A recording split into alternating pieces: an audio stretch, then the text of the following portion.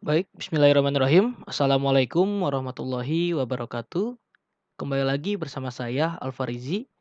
Untuk sesi ini saya akan menjelaskan tutorial menghitung peluang menggunakan aplikasi Microsoft Excel.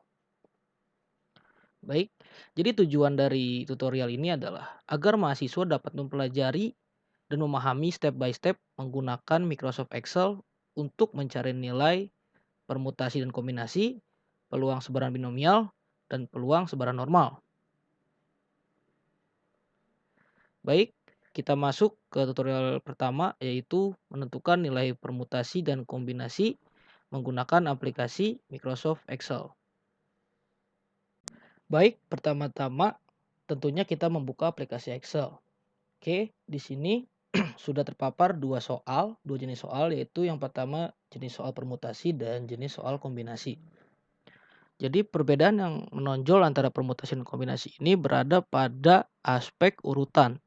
Untuk permutasi, urutan sangat diperhatikan, tetapi untuk kombinasi, urutan diabaikan. Seperti itu. Oke, kita masuk ke soal permutasi. Seorang satpam bank ingin mencetak nomor antrian nasabah yang terdiri dari 3 angka.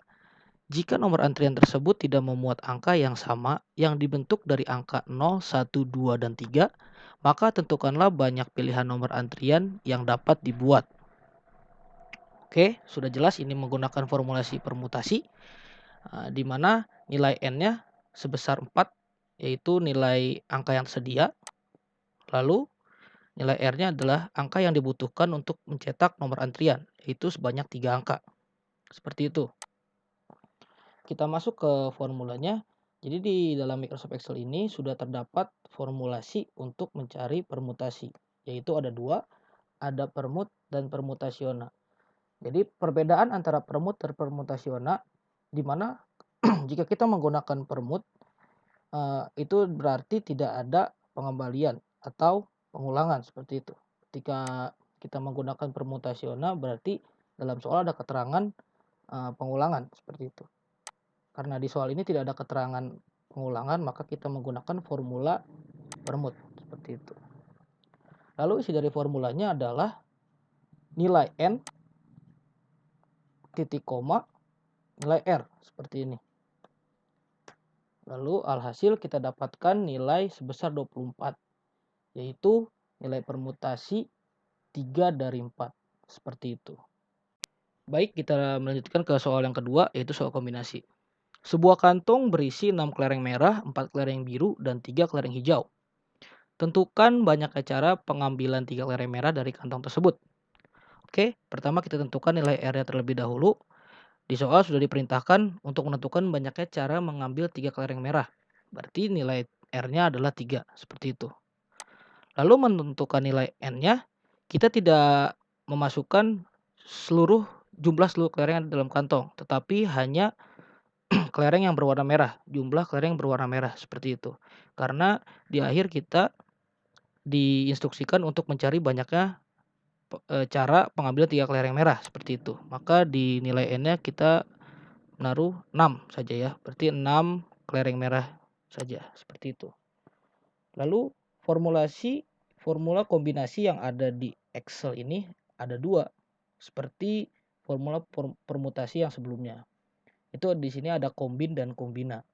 Bedanya ketika kita menggunakan formula kombin ketika tidak ada instruksi pengulangan atau pengembalian seperti itu. Dan kombina ketika di soal ada instruksi pengembalian atau pengulangan seperti itu. Maka kita pakai formula kombin. Lalu isi dari formulanya adalah nilai n titik koma nilai r, sama seperti mencari permutasi sebelumnya. Alhasil kita mendapatkan nilai 20 yaitu nilai kombinasi 3 dari 6. Oke, sekarang kita masuk ke tutorial kedua yaitu menentukan nilai peluang sebaran binomial menggunakan aplikasi Microsoft Excel. Baik, kita kembali lagi ke aplikasi Microsoft Excel-nya. Jadi di sini ada soal yang berkaitan dengan peluang binomial. Berdasarkan penelitian sebelumnya, diperoleh bahwa peluang untuk sembuh seorang penderita penyakit A yang jarang ditemukan adalah 0,4. Bila diketahui ada 15 pasien yang telah mengidap penyakit tersebut, tentukan A. Peluang paling sedikit 10 pasien sembuh. B. Peluang 3-8 pasien sembuh. Oke, pertama-tama kita menentukan nilai N dan P-nya ya. Di sini nilai N adalah merupakan jumlah pasien yang diketahui, seperti itu. Maka N-nya 15, lalu P ini adalah nilai peluang. Seperti yang di soal, maka nilai peluangnya adalah 0,4. Di sini saya menambahkan tabel X dan PX ini untuk mempermudah pengerjaan kalian untuk mencari nilai dan jawaban dari soal yang A dan B, seperti itu. Tetapi saya tidak merekomendasikan untuk menggunakan tabel ini ketika nilai N yang diperoleh itu lebih besar dari 20. Seperti itu.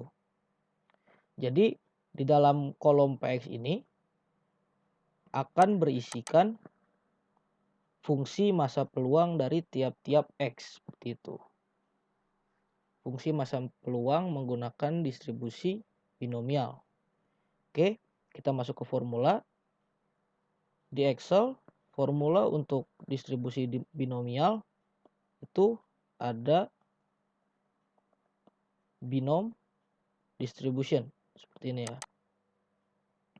Lalu komponen-komponennya adalah yang pertama adalah number S. Ya, number S ini berarti adalah nilai X-nya.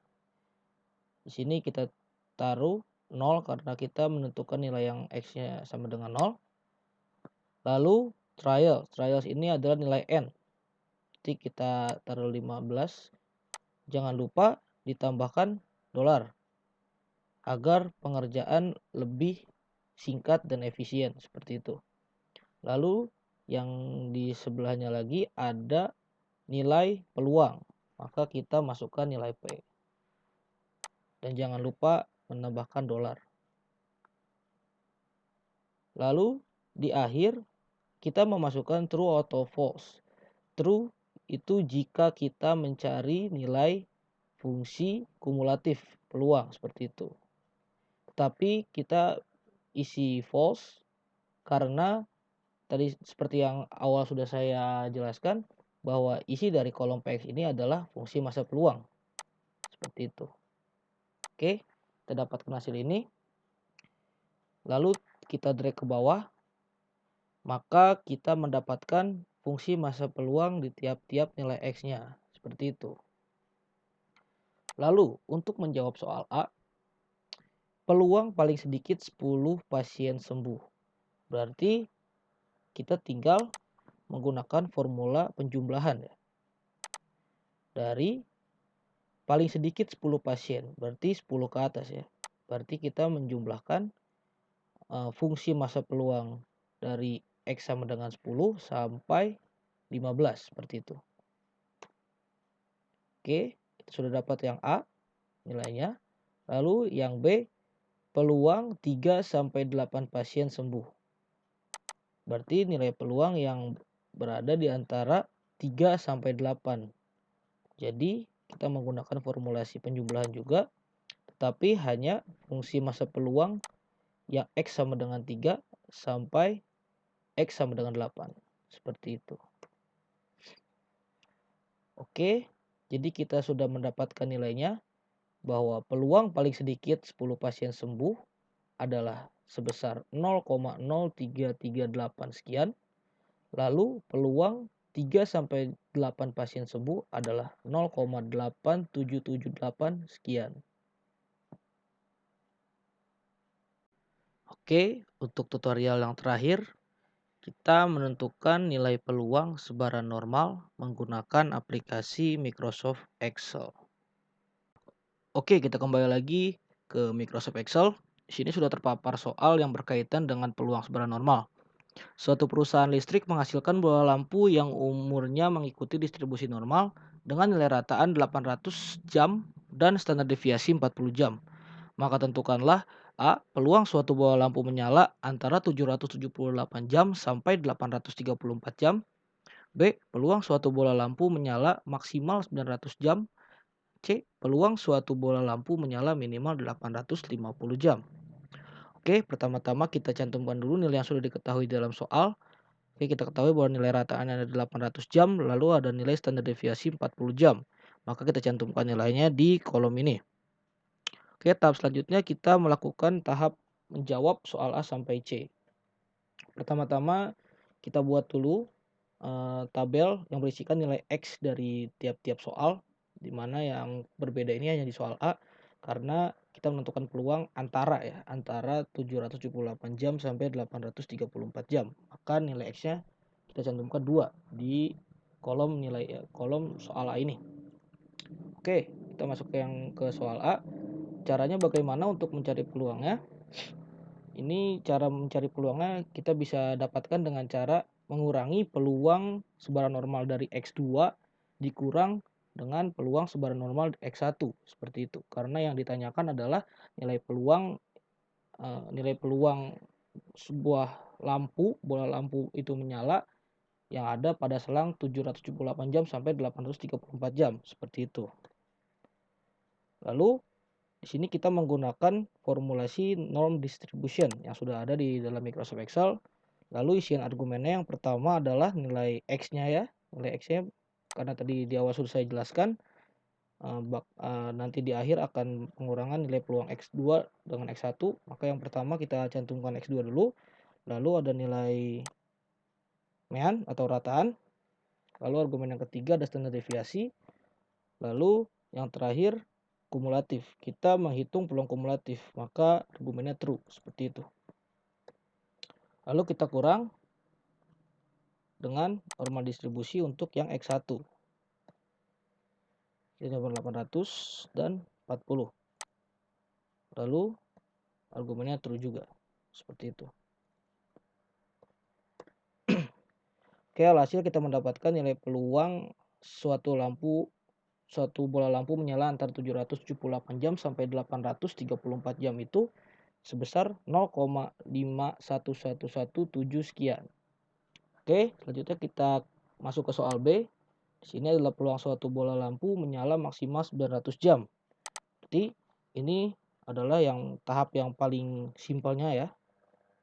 Berarti kita hanya melihat nilai sebaran normalnya dari X sama dengan 900 seperti itu. Lalu argumen kedua itu rataan, sama seperti sebelumnya. True ya. Seperti ini. Hasil kita dapatkan untuk jawaban peluang di soal B ini adalah sebesar 0,99379 sekian.